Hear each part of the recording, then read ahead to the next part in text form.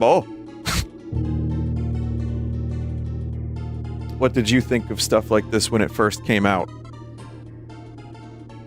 Wait until you get a little older and people are like, man, what was Fortnite 1.0 like? You're ancient, bro. Ancient.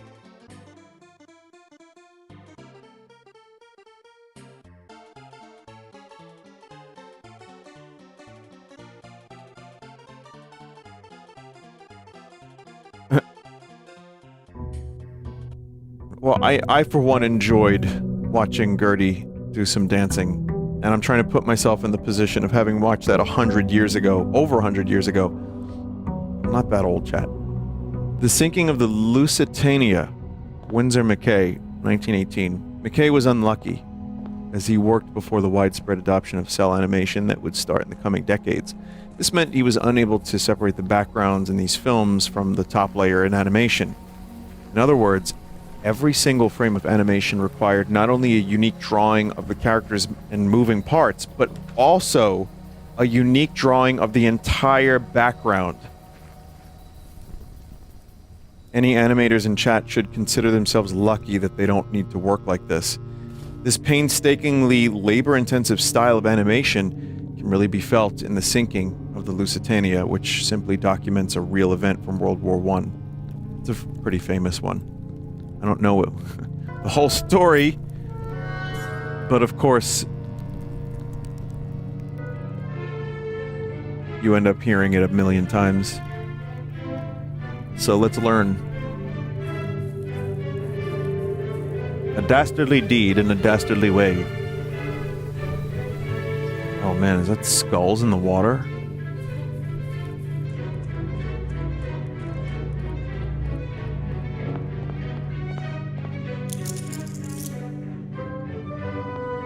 Meticulously animated smoke.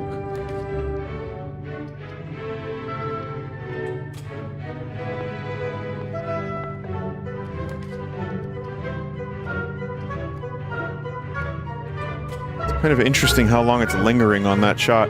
While the lifeboats were being lowered, a second torpedo crashed into the engine rooms. This was the death blow.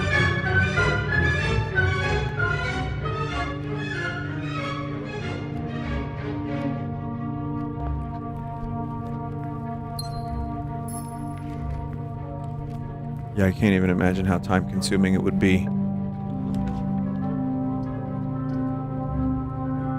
Damn.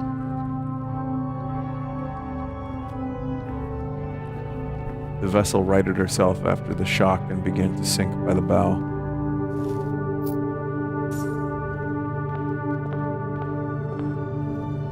How far apart were this and the Titanic? I know it's very different circumstances, but I mean, two pretty famous ship sinking. 5 years, that's it? Just a couple years.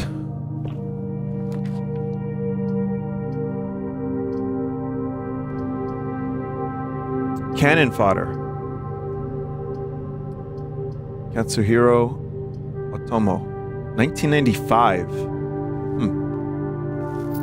It's gonna end up going back in time a little bit, but we're gonna go all the way to 1995. Jumping ahead a little bit, the creator of both the manga and movie Akira was called to direct a short for the 1995 anthology Memories. I have seen some of that. There's like a space one, right? There's some like really interesting like space... The Magnetic Rose? Okay, so I have seen some of this. His short in the anthology was noteworthy for two reasons, and in my opinion. Otomo's later work hasn't been able to recapture the global celebration he received for Akira. This isn't really a surprise, seeing how Akira, along with the work like Blade Runner, 1982, arguably invented a whole new genre, cyberpunk. Otomo's Cannon Fodder and Steam Boy are so interesting to me because they feel like the type of work that would come in a box set highlighting the greatest hits of a world-renowned director, but sadly, Otomo hasn't reached that status in the public eye.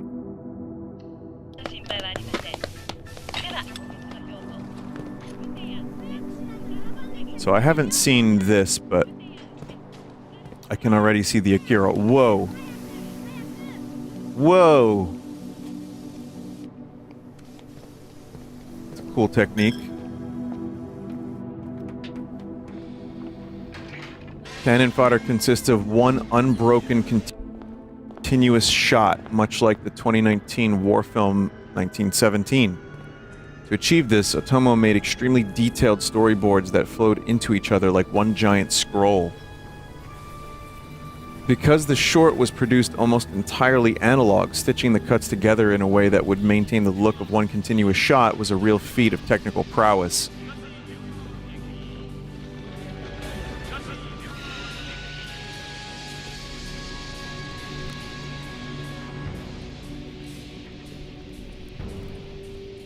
I mean, there's definitely some points where you can, you know, you can see how they could like kind of fudge it a little bit.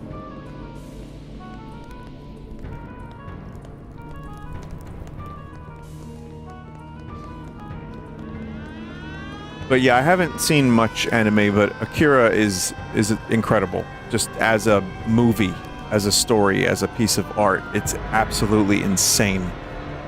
I love it.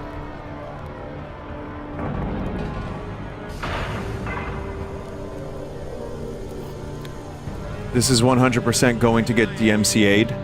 This entire segment is probably going to get DMCA'd pretty hard. So my only hope is it doesn't get blocked. If it gets blocked, then it's going to have to be edited. If it's demonetized, you know, once in a while it's worth it for something cool like this.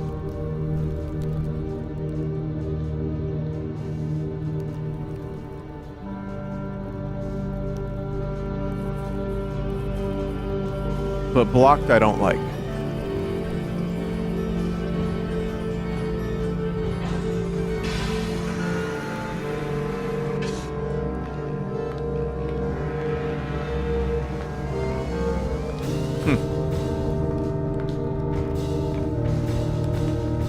Also, another thing, you know, I didn't realize until like watching Akira for a while was the frame rates. And just how much additional effort had to be put into making that animation as smooth as it was. And it's here, too.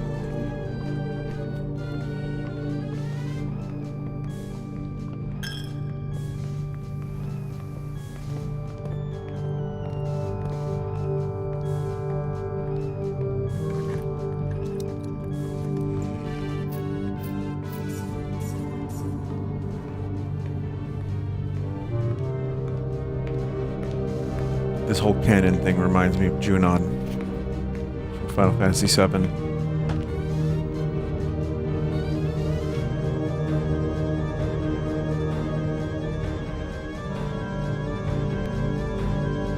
Interesting pack though, because it's really just going all over the place time-wise.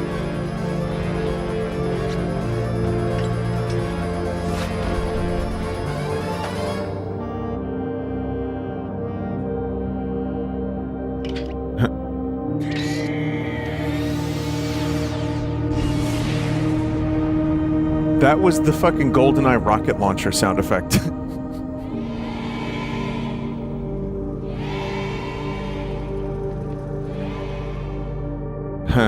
Wow. Oh, that whole time I had the Blueprint soundtrack still going. Oops, sorry about that. Yeah, that was incredible. Just as a piece of work. That's insane. This is very shortened. I'd highly recommend watching the whole thing on your own time. Well, I really liked the other thing I saw in Memories, so I wouldn't be opposed to it one day. Next is The Thief and the Cobbler by Richard Williams, 1982 to present. Now consider a flashing light warning. Richard Williams, who was perhaps best known as the animation director for Who Framed Roger Rabbit and the creator of The Animator's Survival Kit, was an artist whose creative vision was plagued by obstacles across his entire career. Most of his work that saw the light of day was in TV commercials. We get a little crossover with Commercial Chaos here. Because of his crippling habit of never finishing his passion projects. This habit was, in my informed opinion, a result of his perfectionist mindset. For example, he was famous for his strict adherence to animating everything at a full 24 FPS. Akira. Most productions only draw 12, 8, or even less unique images per second to save time and money, animating on 2s and 3s or more. Williams was steadfast in his commitment to drawing full 24 unique images for every second of every project he ever directed, animating on 1s, which gave his work a characteristically smooth appearance, but also kneecapped his relationship with his producers, his ability to finish anything in a timely manner.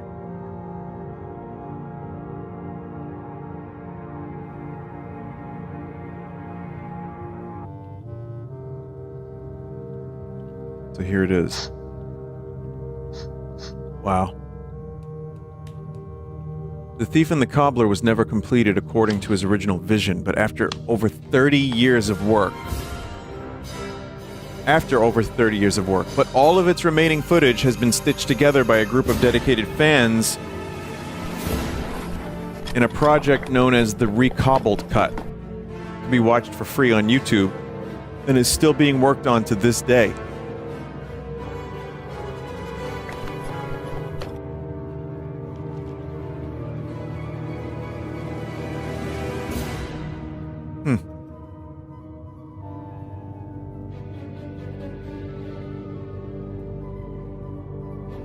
I can't even imagine how long it takes to get 1 second.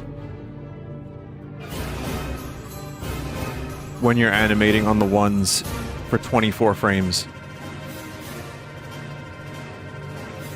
Probably a few days per 1 second. See, this is the stuff that makes...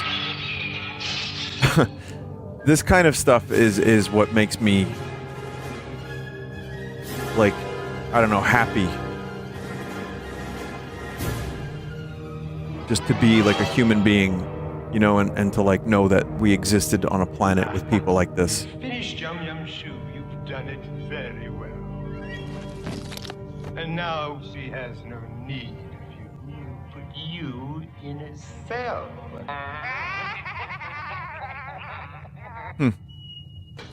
Was that Vincent Price?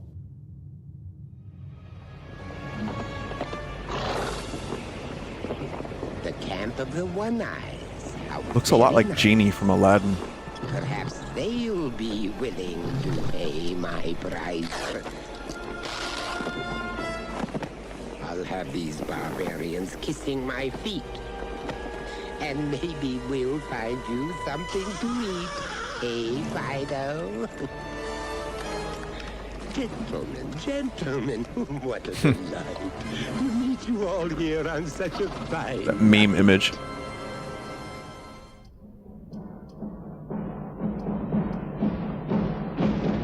Part of the production problems with this film was that it was compared to Aladdin. Aladdin was inspired by this, says a chat member. And then another chat member says, that's because Disney stole ideas from it.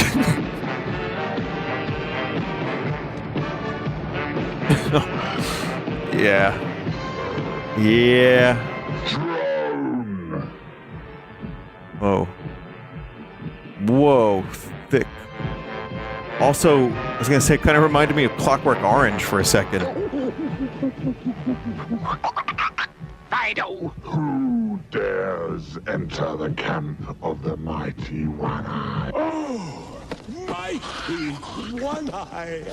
I am Zigzag the Great of the Golden Land. And I am a magician, a sorcerer too.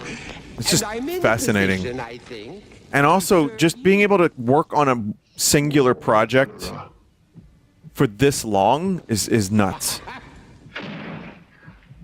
I conjure demons, charm beasts, and birds of prey too. Fido! Vinny, none of this shit is true. It's all the same myth that spawned the Lion King stole Kimba meme. The truth is both cartoons are inspired by the same myths and stories from the same fucking region. All I can do. So now you, chat, you have a full scope of all of the arguments. Inspired, stolen, and not at all. I have power over people. However, the dude just looks like Genie from Aladdin. For me, they fall like playing cards. And I... Someone says, I choose to believe them all. Oh yeah? Well, I don't believe any of them.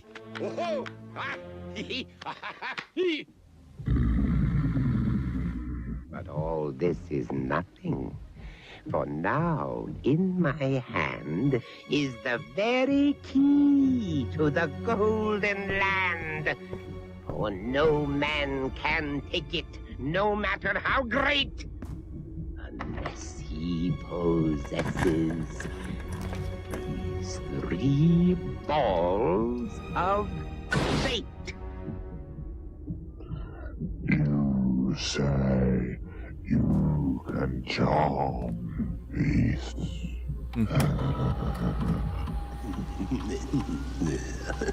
Yeah. Throw him to the alligators. Man. Yeah, I can't even imagine how long this took. And again, just the willpower, the constitution. You know, I'm not an animator. I tried it a little bit, but that was years and many years ago, using Flash. But yeah, that's crazy. Just how good that looked and how smooth it was and how much detail was going on, and just like it was all self-funded apparently, and just like the amount of in some frames effects and different like characters. It's nuts.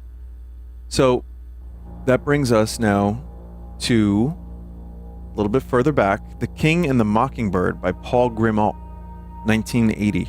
Often referred to as the first surrealist animated film, The King and the Mockingbird was, similarly to The Thief and the Cobbler, stuck in development hell for over 30 years, between 1948 and 1980.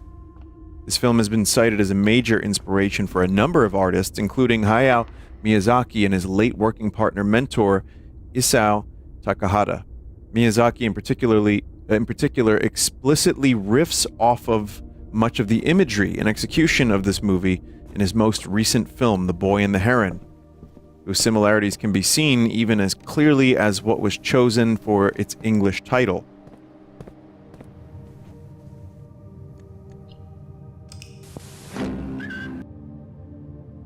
Actually, we have Richard Williams commercials. I'm going to do that after this.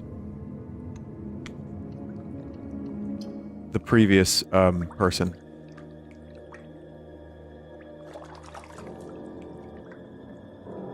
And I will show that after this.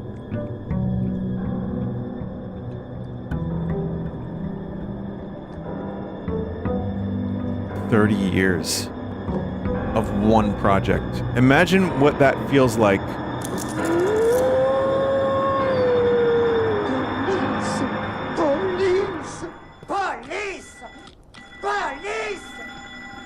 To finally be finished with a thing that took you 30 years to create.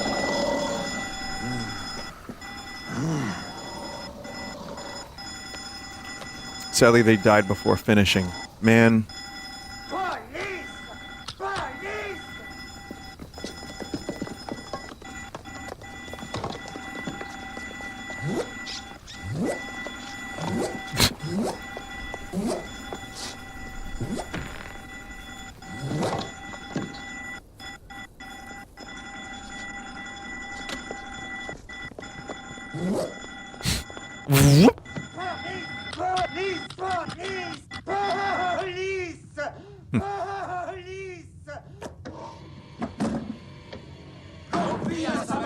Yeah, this is weird. Their butts are animated, like, perfectly, however. À vos ordres, Majesté. Que se passe-t-il?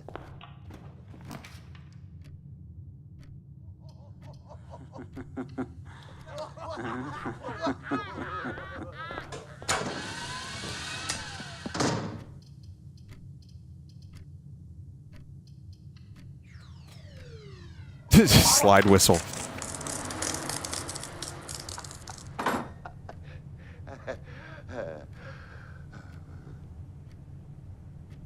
That's another thing too, like to not discount the Foley.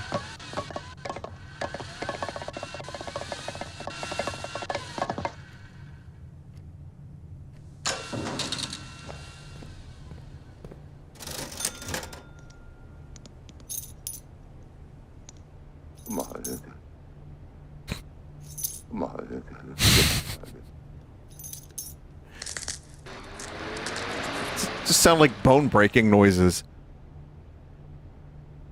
Wow. All right. Here's a commercial from Richard Williams, who did the previous one, Thief and the Cobbler.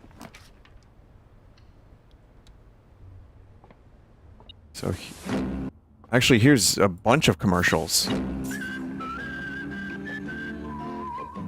Hey, we'd like to hire you to make a commercial for our product,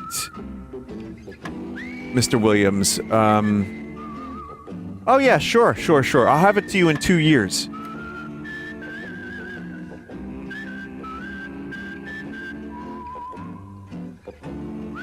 As a businessman, wouldn't you rather fly with an airline whose people aren't just trained to be relaxed, informal, and friendly? Huh. Wow. They're born that way. Air Canada, a breath of fresh air. Wow, okay. Someone just said terrible airline. Dope commercial, though. Come on, kids. If you want to grow up fast, one of these. One puff and they'll soon be in my grasp. That's fantastic. Not so fast, nicotine. If you want to go up fast, take one of these. With my X-ray vision, I can see the harm cigarettes do inside people's bodies. That's why I never say yes to a cigarette. That is a fantastic.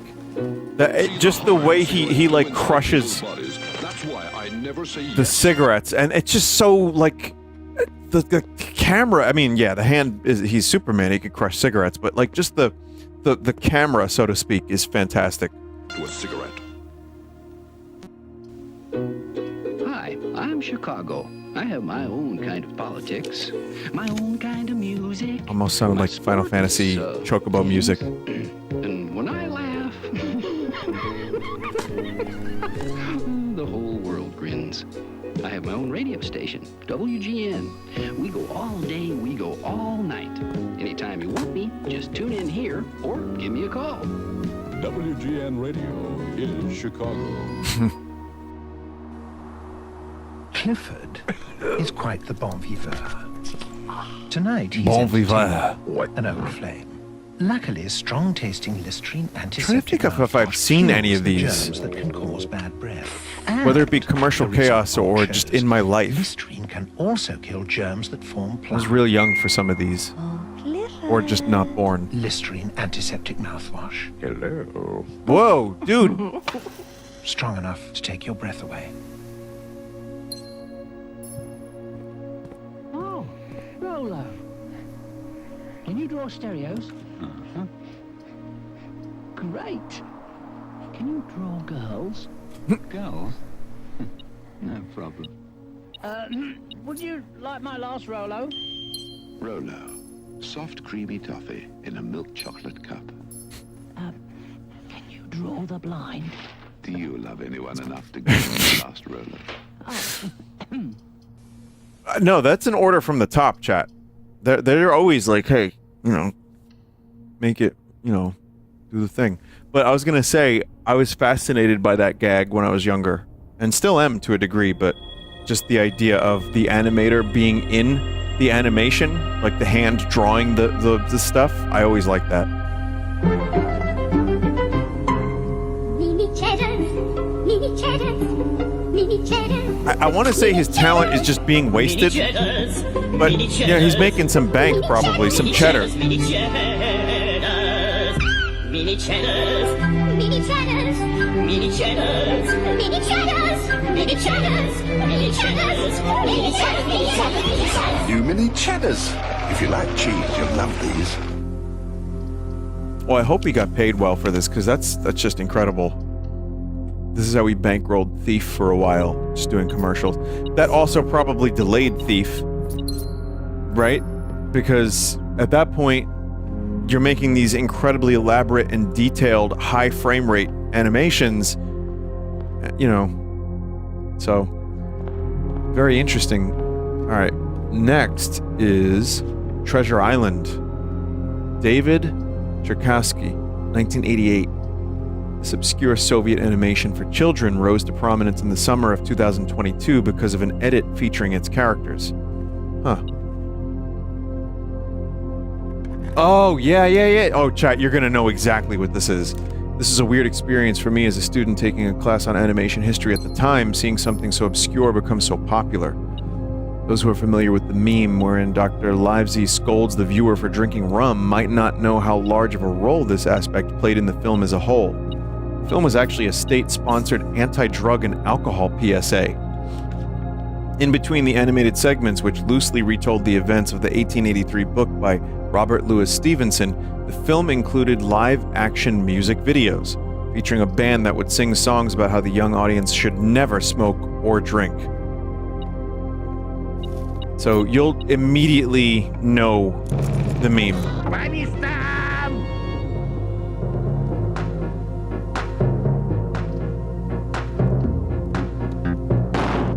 Even just the animation style is enough to tell you if you've seen the meme a couple times. But it's also, it's like a really cool style. And this is a weird thing to randomly revive and become a meme. Chat, you should, if you want to become a memester, just go through old animations and just look for that perfect moment.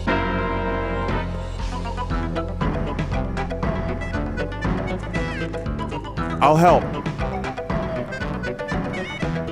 Send it my way. If you think you find the perfect meme, we'll do it together, and we'll be meme millionaires. Look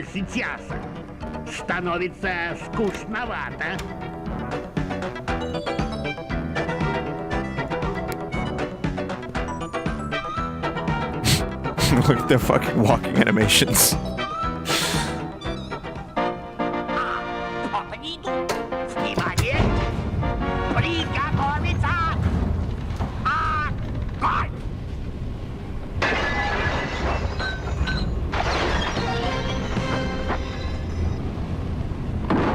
It's like that scene from Top Secret.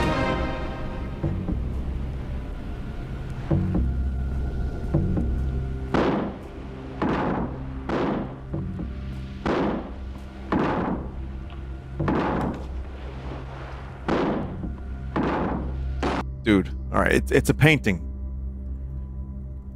I'll show you, chat, I'll show you the actual thing that became the meme.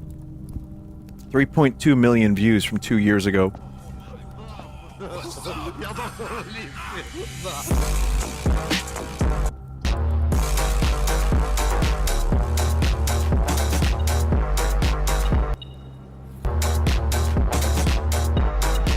Yeah. I don't know what the music is, but it's just that for a while. And then, you know, I was like wondering what the hell this was, because like I remember just seeing a whole bunch of like animations of like random characters like Sand Undertale or whoever, just like, you know, Han, Luke, and Leia, you know, name it, you pick, and it's just them doing that. I'm like, what? Solid Snake. Yeah, I saw the Solid Snake one. That was a pretty famous one. Sam Undertale. Yeah, that's him. Sam. Here's the Treasure Island song.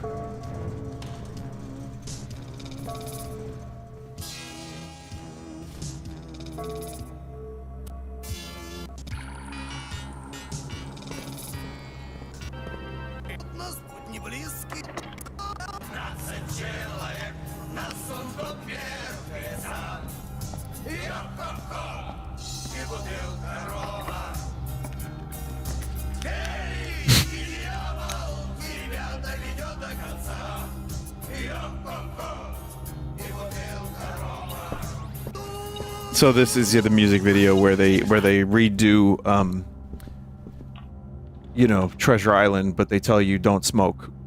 Next, we're going back to the past a little bit, and this one's from Norman McLaren, 1958, The Blackbird.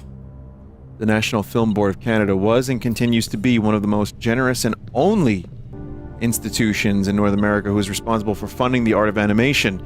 After the golden age of animation that the United States experienced in the early 20th century, many studios had to cut costs, and many even completely disappeared.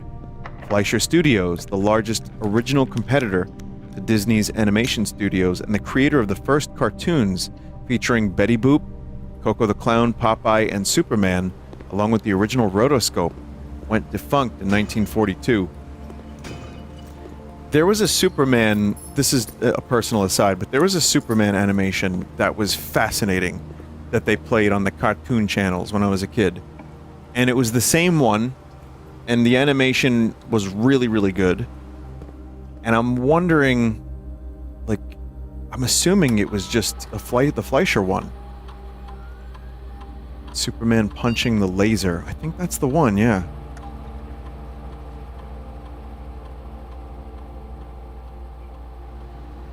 So, yeah, I think that one was the one that I was most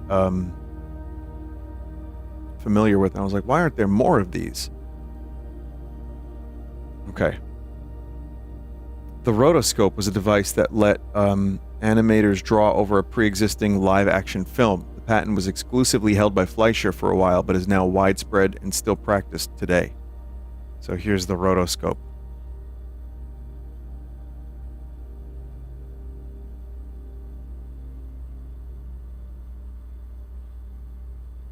This thinning of the crowd, along with more overarching hardships such as the Great Depression and World War II, made room for more cost-effective animation studios in the mid-century, such as UPA and Hanna-Barbera. Many Hanna-Barbera characters were designed to have easily replaceable parts to cut costs, with things like neckties and 5 o'clock shadows that separated their heads into distinct pieces. It's like when you notice it, you can't unnotice it. I mean, Tom from Tom and Jerry doesn't really have anything, but yeah, I mean, it's otherwise fairly noticeable. But this is another set. Like, I grew up watching a lot of older cartoons, not even realizing sometimes until I got a little bit older that they were from like the 70s or, 60s even. But or earlier, to be fair. I mean, I just like the cartoons. Meanwhile, while the USA was struggling to keep its animated traditions alive, other countries that cared more about funding their arts, like our neighbors up north, thrived. That's why, in my opinion, the mid-century work that came from the NFB is so interesting. It shows that great animation can be produced anywhere at any time, as long as artists are given the freedom and resources to make it. So, anyway, that brings us back to The Blackbird.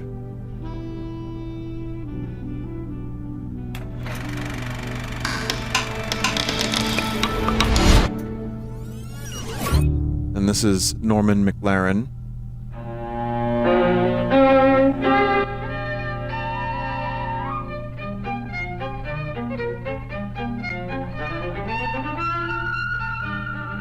Blackbird singing in the dead of heaven.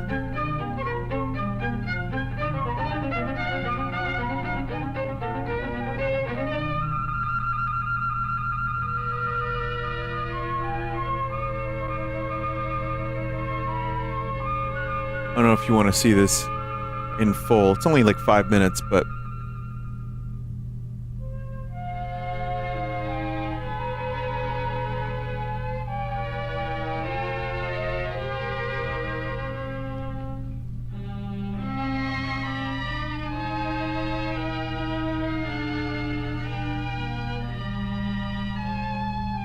I'm really curious.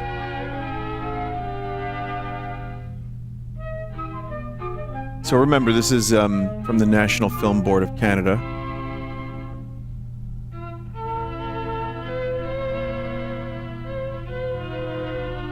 And I believe this is rotoscoped. I think that's the point that was trying to be made there. Mon merle a perdu son bec. Ah?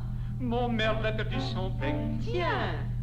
Un bec, deux bec, trois bec, Marlot. Wait, how would this be rotoscoped? Mon merle a Did they make a bird just do like acrobatics? Mon merle a perdu son œil. Oui. Un œil, deux yeux, trois yeux, un bec, deux becs, trois becs, Marlot. Comment veux-tu mon merle, comment veux-tu mon merle chanter? Comment veux-tu mon merle, Could have just turned a bird into a human. Mon merle a perdu sa Well, I mean tête. opposite. Mon merle a perdu sa tête. Non. Une tête, deux têtes, trois têtes, un œil, deux yeux, trois yeux, un bec, deux becs, trois becs, Marlot. Comment veux-tu mon merle, comment veux-tu mon merle chanter? Comment veux-tu mon merle, comment veux-tu mon merle chanter? Mon merle a perdu son cou. Mon merle a perdu son cou. Un coup, deux coups, trois coups, une tête, deux têtes, trois têtes, un œil, deux yeux, trois yeux, un bec, deux becs, trois becs, Marlot. And we get to hear French music. I've never heard French, ever. Mon merle a perdu sa falle. Bon. I'm kidding. Mon merle a perdu sa falle. Tiens, tiens. Une falle, deux falles, trois falles, un coup, deux Ah, the French. Comment veux-tu mon merle, comment veux-tu mon merle chanter? Comment veux-tu mon merle, comment veux-tu mon merle chanter? They're not saying merde, are they? Mon merle a perdu son dos. Quand? Un dos, deux dos, trois dos, une falle, deux falles, trois falles, un coup, deux coups, trois coups, une tête, deux têtes, trois têtes, un œil, deux yeux, trois yeux, un bec, deux becs, trois The music is just as fascinating as the animation to me. Holy shit. Give me 1 second, chat. Hang on. Mon merle a perdu ses ailes. Mon merle a perdu ses ailes. Tiens, tiens, tiens. Une aile, deux ailes, trois ailes, un dos, deux dos, trois dos, une falle, deux falles, trois falles, un coup, deux coups, trois coups, une tête, deux têtes, trois têtes, un œil, deux yeux, trois yeux, un bec, deux becs, trois becs, Marlot. Comment veux-tu mon merle, comment veux-tu mon merle chanter? Comment veux-tu mon merle, comment veux-tu mon merle chanter? Mon merle a perdu sa queue. Yeah, it's interesting. Again, I don't know if rotoscoping was related to this specifically. Might have just been an aside, or maybe this used some, but regardless, it's interesting and it's minimal, but it's just kind of hypnotizing to watch. And again, 1958. This must have been really cool to catch for the first time.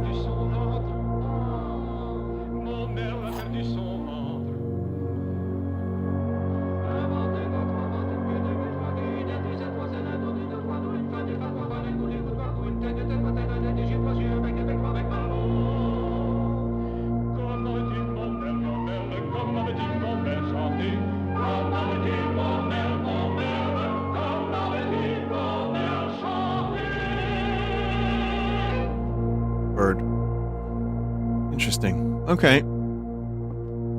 Next is Rudy Toot Toot by John Hubley, 1951. All that being said, I don't mean to give the impression that the USA wasn't making any good work at all during the mid-century. UPA found ways to produce very detailed and expressive animation in spite of their shoestring budget. I don't have much to say about this one, but I want to draw attention to the way that both the bold colors, expressions, and blocking all pick up the slack of the rougher animation style. I think the sense of musicality in this one is really nice. I believe that young independent animators on the internet could learn a lot from the pragmatism on display in UPA's body of work. So John Hubley, 1951. Let's see.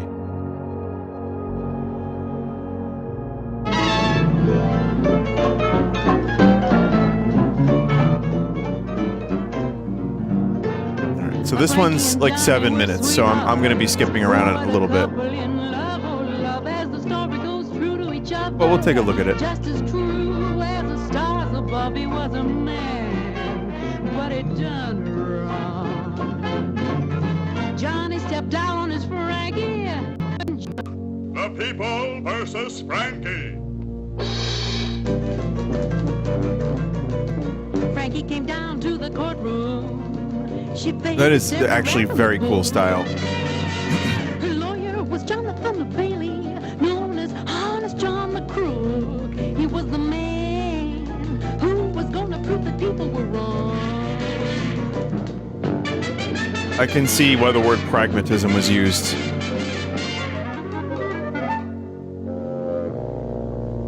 Your Honor, we've had enough can open and shut. It's got like a beatnik kind of. Maybe that's not the right word, but that's the first one that comes to mind.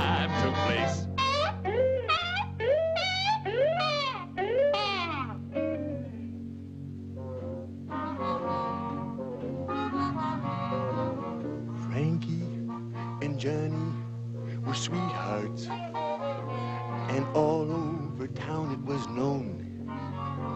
And then one day he came in without Frankie. Yeah, I like the paint splatter backgrounds a lot, actually. Now Frankie That's very inspiring. for Johnny. Just like I could line art tell her no and a bunch of like splatters. So I quietly slipped her the info. He's out back with Nellie Bly. Probably watercolor. I'd love to see that in a game.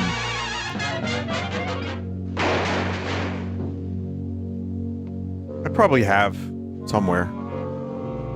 Rudy Toot Toot. Rudy Toot Toot. Right in the snoot. Sponge. Your witness. No. Singer of sweet melody. Whoa. She's no singer. Please. I've heard worse. I was Yeah, the bold colors too. Like they paint a picture quite literally.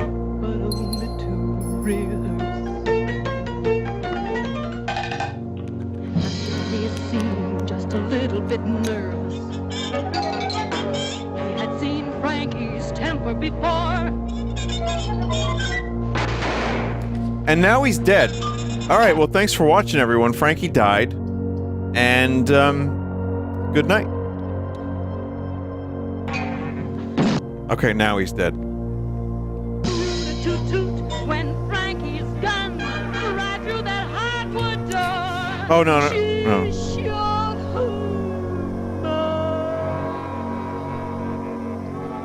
What we would do now. She shot her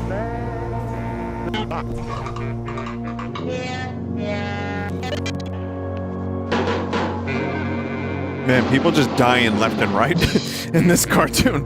Holy shit. But yeah, I think that's the paint splatter might be sponge. I think that chat member was correct. That's really, really a great. I like that. That's a great way to do that.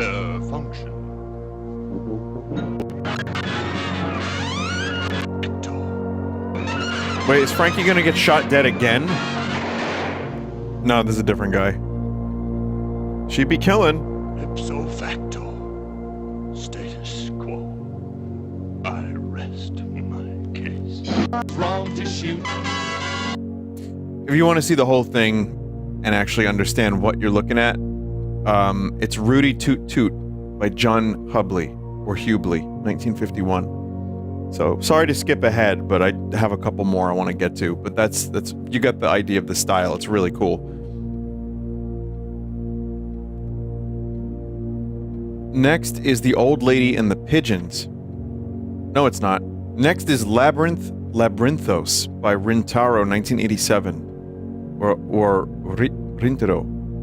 Another 3-part animated anthology from Japan, Labyrinthos by Rintaro, aka Shigeyuki Hayashi.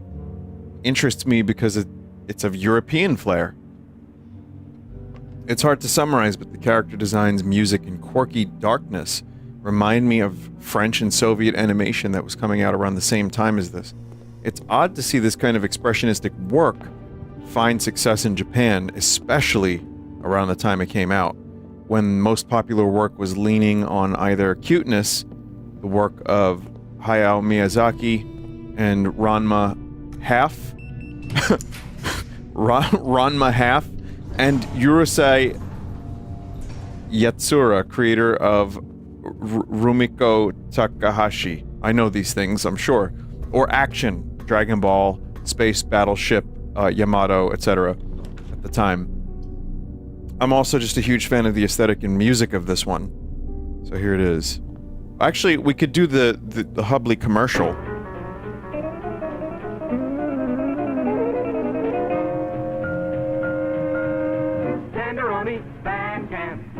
Tenderoni, Van Camp.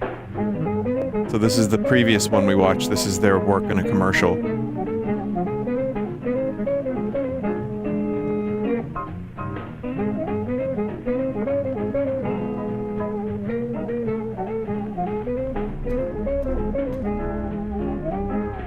This is a cool...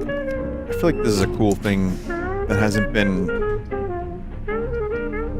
Tenderoni, made with egg whites. Cooked really, in 7 minutes.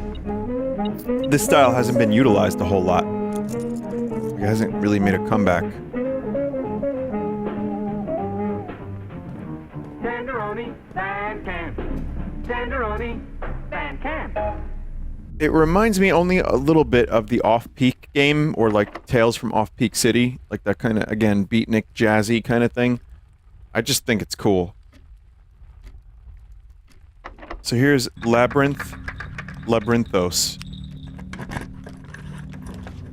And remember, this is from Rintaro from 1987. Whoa.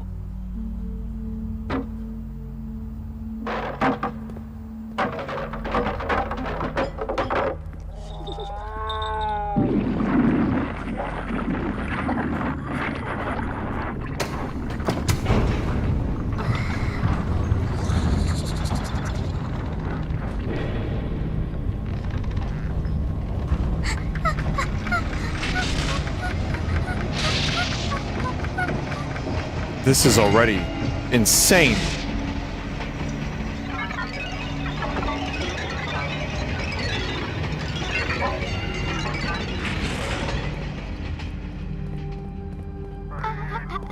I mean, of course she has a cat with her. That's sapient.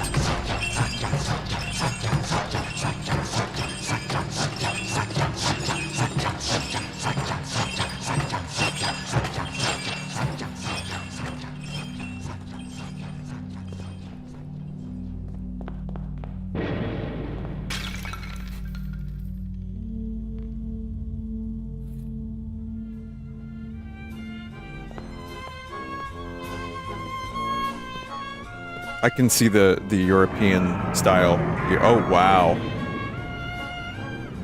I was gonna say something like that. That's some fucking weird shit to draw upon for inspiration for a game. But then I remembered Ina Dream Barbecue kind of has stuff like that a little bit.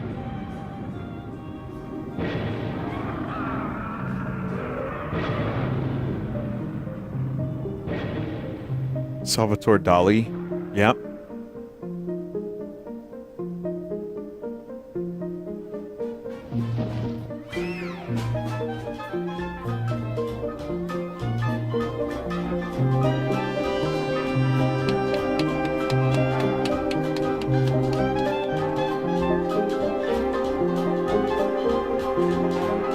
Don't look at the clown. Look at the clown.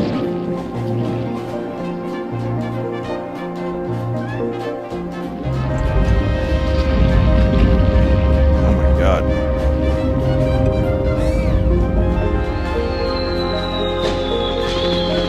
Again, there's a lot of, like, stuff happening. Like in Akira, when, you know, the monster segment, with the meat and the flesh and the tendrils and the tubes. Like, I can't even imagine how long that took to animate. Tetsuo.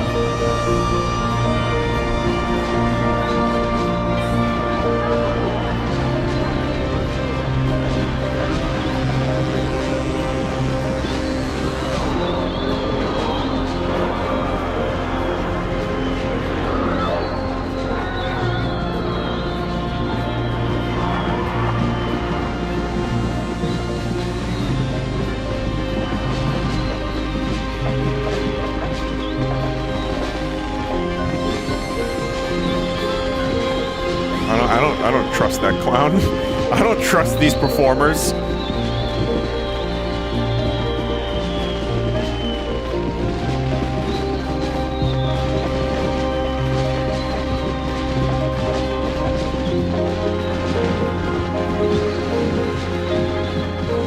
Someone said this has been such food for an animation nut and working artist. Thank you so much, Vinny. You know what? One, you don't have to thank me. You can thank the person who made the pack, which is Acorn Wellian. And two, I don't animate, but I'm inspired by this. Like, I'm seeing stuff here that is actually genuinely interesting and inspiring to me. So, next is that one maybe was my favorite of the night, almost, possibly, because that one was just really just bizarre, dark, but also just, I don't know. It's its own thing.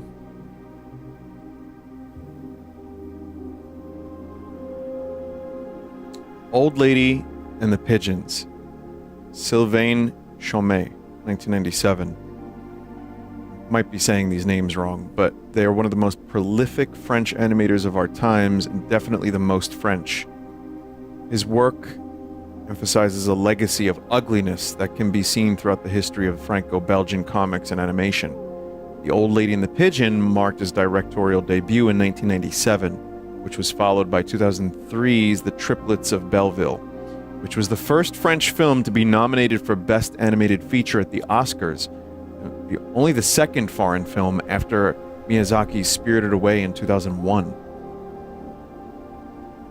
His art style was noticed by the Simpsons team, who hired him to create a couch gag, which was first seen in the 2014 episode Diggs.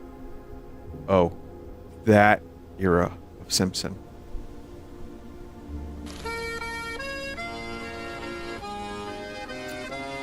Accordion? Yeah, definitely the most French.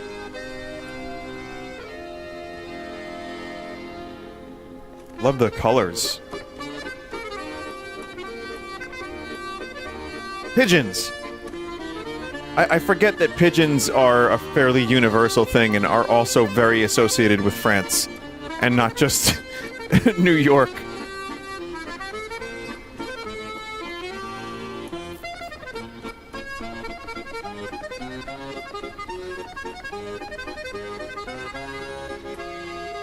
Yeah, this is the most French. Holy shit.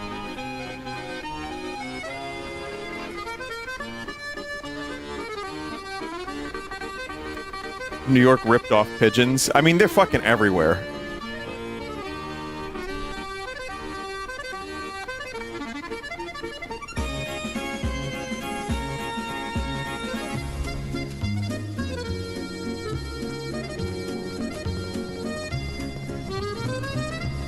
Flying rats, sky rats. I actually take offense to that. Pigeons are nice.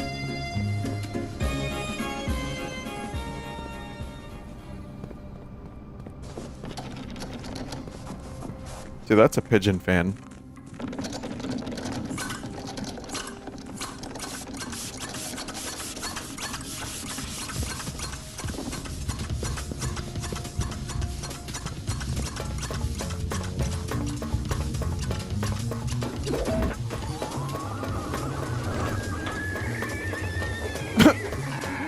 Spin.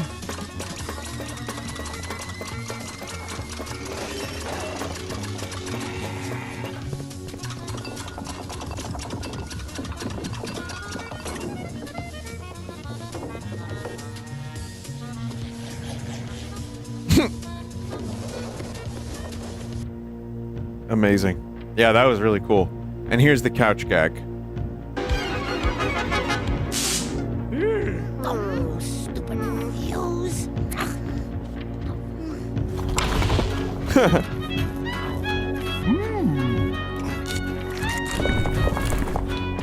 Oh no, Marge!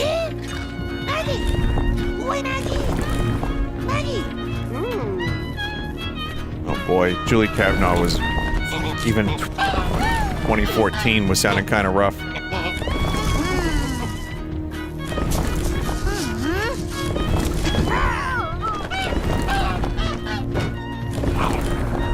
Jeez.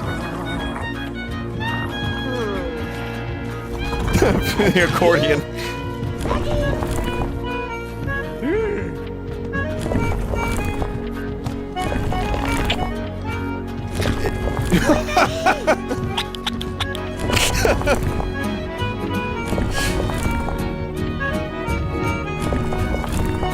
Just eats a full snake. I mean, yeah, that is the most French Simpsons couch gag. That sure was a thing. It sure was a thing.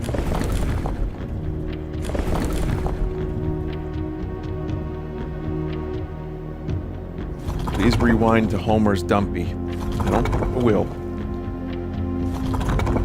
The Overcoat by Yuri Norstein, unfinished.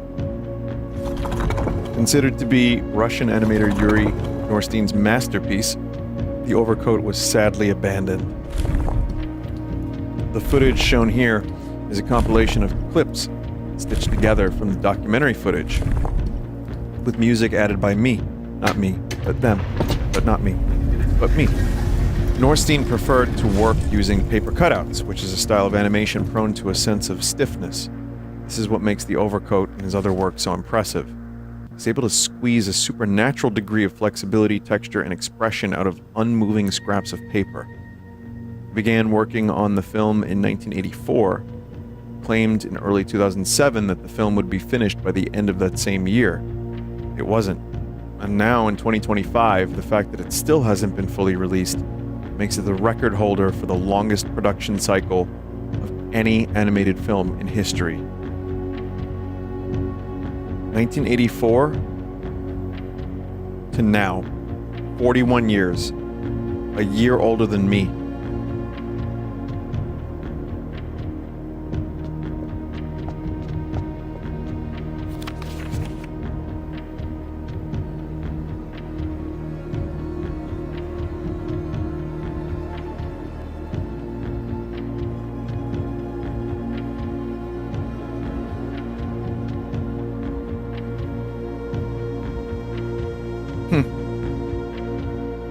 Paper.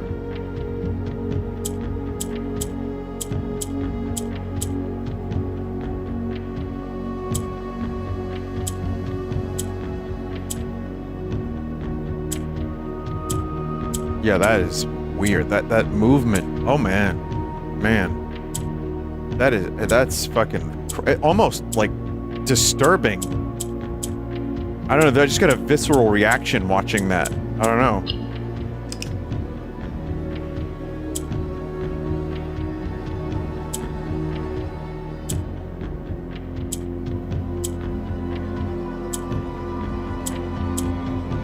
Oh, I've shown my fair share of Sunday stream Russian animation, and some of it is just really, really like out there.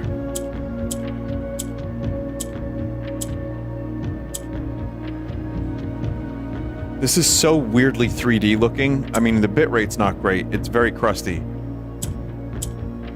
I kind of wish the quality was a little higher, or a lot higher, but I mean, yeah, there's so much expression happening. And pain. How much does the bread cost?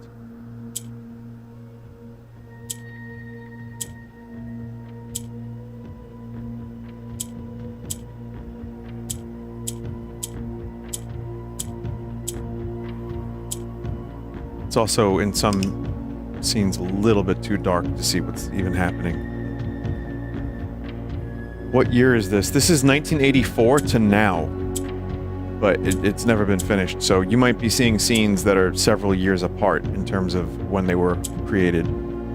So this might be 1984. You might see something in a minute that's 1990.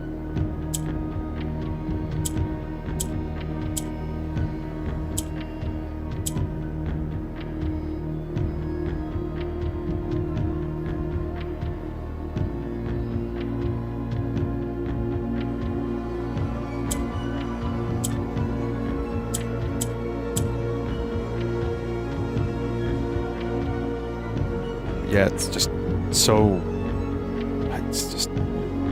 the expression is 100% there, and it's, again, very three-dimensional. Someone said before that, you know, there's a lot of humanity I think that is a great way to describe this. Uncomfortable as it may be.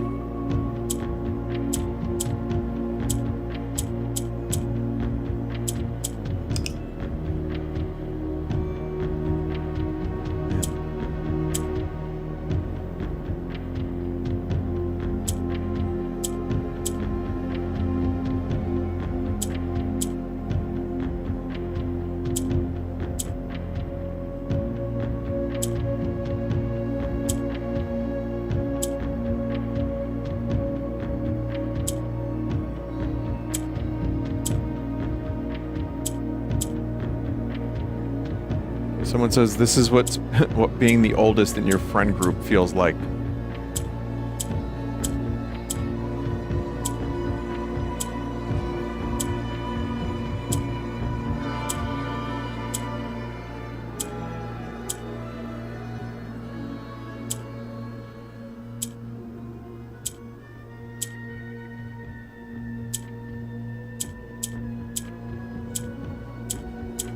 Also, the music kind of fits here, and I don't know, this strange old lonely man just really paints a picture.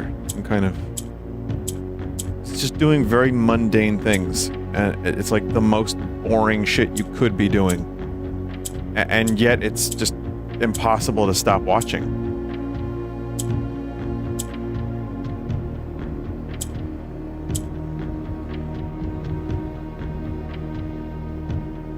Someone said, this is how I imagine you prepare for a Sunday stream.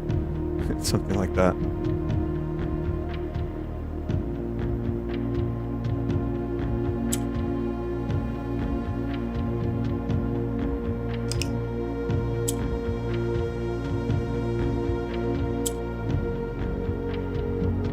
Again, that just looks 3D. It looks that is really, really cool.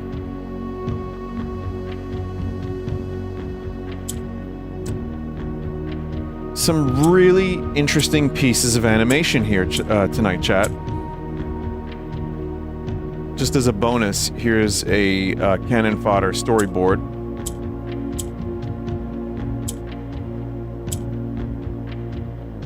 Here's the animator's survival kit, as discussed earlier. And also a working Praxinoscope. So I learned a lot. And I was definitely inspired, and I think that's fantastic. Thank you for watching this, chat members. This is an interesting thing for me to discover some of this. A Cornwellian, thank you.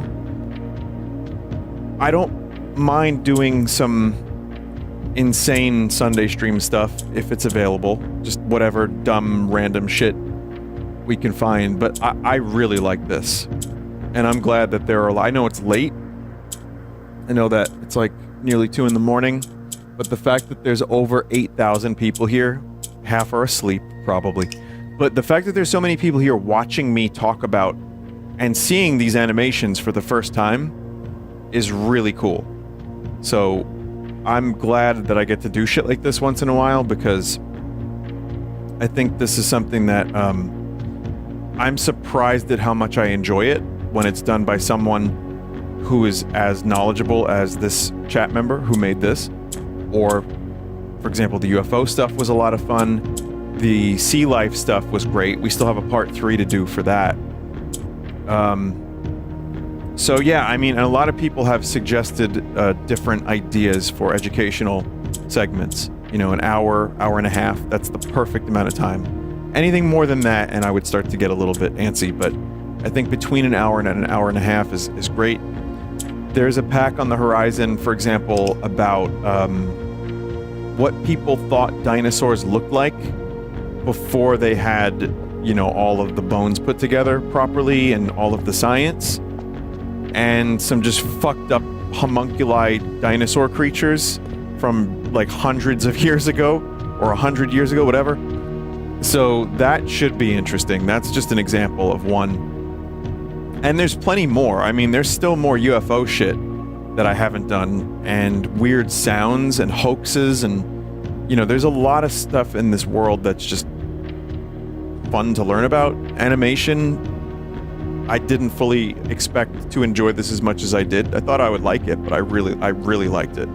So maybe there would be more of stuff like this. This is going to be your most claimed segment of all time, but it was interesting. Well, I'll tell you what. If this gets mega claimed, you will know tomorrow. That's the end of the stream. Thank you for watching today, chat. I hope you enjoyed. And I really appreciate all of the continued support and viewership. Thank you, mods, as always, for helping me out on the stream. And yeah, and anyone who submits Sunday stream stuff, it's really helpful, and it keeps things going. So take care, good night, and I'll see you next time. This week we're going to do Oblivion, RimWorld, more Mario Kart, stuff like that. And tomorrow, by the way, that's right, tomorrow is an early stream, afternoon, like 1 p.m. Eastern. I forgot about that entirely, so I'll be around earlier tomorrow because I have practice late. All right. Bye. Attention, if you've been using a Cinco diarrhea fram, you may be suffering from a rare but serious side effect, diarrhea-betes, and you may be entitled to a very small cash settlement. Hello, I'm Corbin Burnson from the TV show LA Law. These days, I also happen to be an amateur lawyer.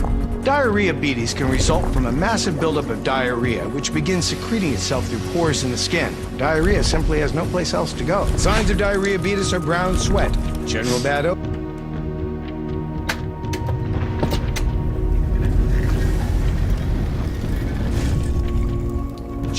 odor, bad breath.